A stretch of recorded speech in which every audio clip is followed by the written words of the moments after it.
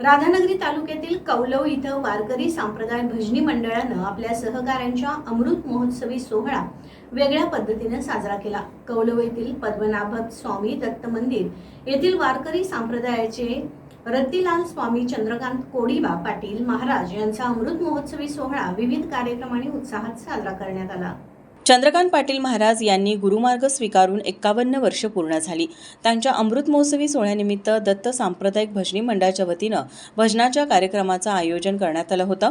चंद्रकांत पाटील यांच्या क्षेत्रपाल स्वामी बाबूराव रामचंद्र पाटील, अध्यक्ष दीपक गोते, उपाध्यक्ष PM पाटील, सचिव पांडुरंग गणपती पाटील, बाजनी येथील संपतराव पाटील, पत्रकार सागर धुंदरे, राशिवडे येथील युवराज पोवार, दीपक चरापले, पप्पू चरापले पाटील, सदाशिव डोंगळे, तानाजी पाटील, संदीप पाटील, सागर पाटील, ग्रामपंचायत सदस्य सुरेश पाटील, साई पाटील, निलेश वडगे आदी गुरुबंधू, नातेवाईक, मित्रमंडळ यांनी शुभेच्छा दिल्या।